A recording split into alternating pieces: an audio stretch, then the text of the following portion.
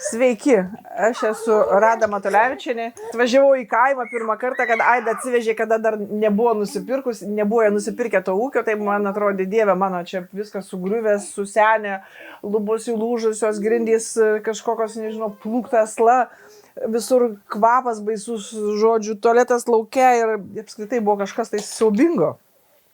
O atstumas iki čia reikėjo davažiuoti, aš važiavau ir galvoju, Dieve, čia niekada aš nerasiu gyvenime antrą kartą. Nu va, ir paskiau praėjo kažkaip tai ir aš Aidos klausiau, ar tu tikrai nori čia gyventi? O jinai sakė, jo, noriu. Ir man buvo taip kažkaip baisu iš pradžių, nes mes, kaip sakyti, ir patys netėję iš miesto. Ir gyvenę kaime ir matė, mano amžiui matėmės visko. Ir lauko tualetus aš mačiau, ir ta prasme, ir gyvenomės tikrai nelabai pasiturinčiai gyvenom Jurbarko mieste. Turėjom, tėvukas dar pats pirmasis padarė, kad būtų tualetas viduj. Tai, žodžiu, man ta patirtis tokia, kad kaip tada, kai atvažiavau, man atrodė, kad siaubas. Nu, jie nusprendė čia gyventi ir, galvoju, reikia, kad būtų taip, kad kiekvienas patirtų ir per save praeiti visą tą patirtį turi praeiti, nes jinai, nei Aida, nei Barintas iš tikrųjų nėra matę, man atrodo, tokio gyvenimo, nes jau kai vaikai buvo gimę, mes jau turėjom ir namus, ir tualetus, ir visą kitą. Tai žmonėms reikia, ko nepatyrė, kad jie patirtų šitą dalyką. Nu ir ką, apsiženėjo, įsikūrė. Pirma žiema, tai atsimenu, buvo žiauri. Kažkas atvažiavau ir čia dar visur vėjai pūtė ir pūstė vos ne į kambarius. O Giris tada, kaip čia buvo, pirmie metai, tik ką gimęs buvo, jo, o Dieve, mažiukas visai vaikas, aš galvoju, išprotėjo visiškai. Nu, bet matyt, kaip sakyti, jeigu tu nori, labai nori, tai visada pasieksi to, ko nori. Tas užsispyrimas reiškia, man atrodo, kad užsispyrimas apskritai toks sveikas užsispyrimas yra labai gerai. Labai gerai. Aš tai tikiu, kad viskas, ko tu žmogus sieki, sistemingai sieki, tu visada pasieksi. Visada. Aišku, nelengvai, aš dar neįsiu miegoti, žinok. Aš biškai neįsiu. Ir atsimenu, kai Barintas sugalvojo kitais metais daryti daržus, o dievuliau, čia tas šiltnamius stato, ten tos sėja, daržovės visokias sėja. O mūsų verslas irgi prasidėjo nuo to, kad mes auginau pomidorus, chrizantemas ir visą kitą. Ir aš labai puikiai žinau tą žemės ūkį. Ir galvoju, Barintai, tu sakau, žinai, šnekam, jis toks rimtas, jis galvojo, kad čia tikrai žemės ūkio versis, kad jisai uždirbs pinigus didelis. Barintai, sakau, žinok, iš to žemės ūkio tu čia nelabai tų pinigų uždirbsi, sakau. Bet aš kiek atsimenu, Barintas tai tikėjo, kad uždirbs. Ir aš paskiau klausiu, Barintai, tai kiek tu per metus uždirbai? Jisai skaičiavo, sako, 5 000. O, galvoju. Sakau, klausyk, ar tu žinai, kad tu toks geras esi virtuvės šefas, tai tu būtum per 3 mėnesius tos 5 000 uždirbęs. O dabar, sakau, krušaisi čia, žinai, tam visose šiltnamiuose. Vežė, ten tvarkė tas dėžutes, o Marytė šventoji, žinai. Buvo iš tikrųjų toksai, ir aišku, kitais metais jau šiemet, jau pernai, jau kažkaip nebeaugino. Sakau, gal tu kažkokias kitokias daržovės.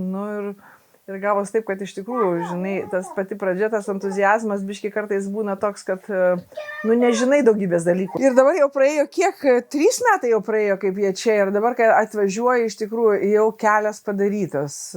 Jau turi ir tualetą viduje, ir vandenį turi, ir elektros turi tiek, kiek reikia, o ne taip, kaip pirmais metais, kada reikėjo tą elektrą, jau užkurdavo arbatinį. Ir negalėdavo, sakysim, ten, arba užsidegdavo šviesą, arba arbatinį užkurti nebegalėdavo jau. O siaubė, aš taip, kad elektrinį arbatinį tai tada aš taip pagalvoju, kad iš tikrųjų reikia kažkokią vestuvių dovaną jums padovanoti, tai padovano, kad elektrą įsivestų.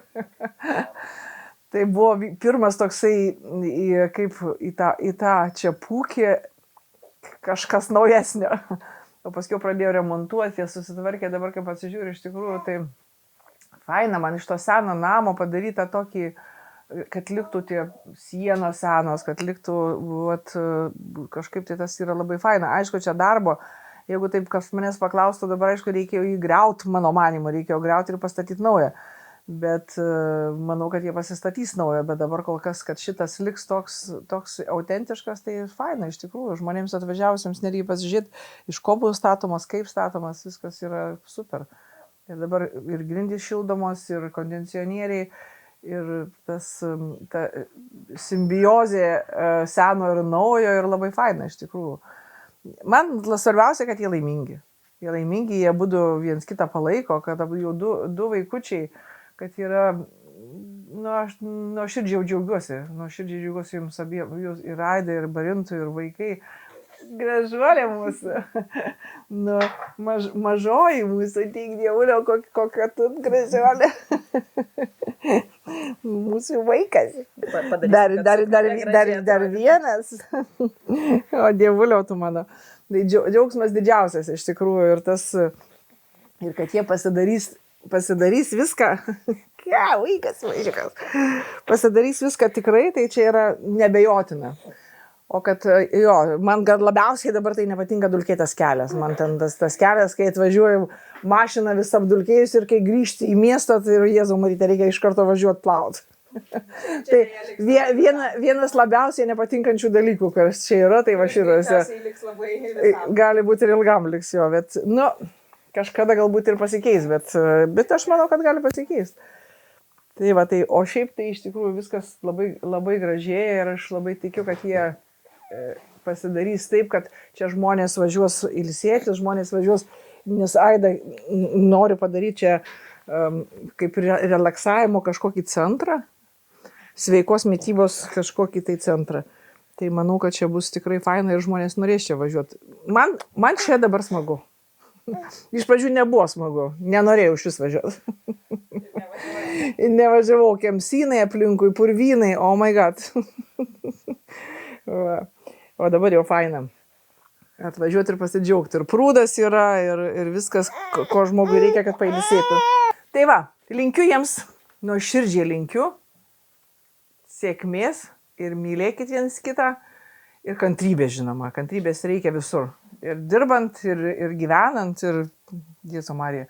Ir pakęsti reikia kartais, ir apsišaukti reikia, taip ir darykit. Bet svarbiausia, nepamirškit mylėti viens kito.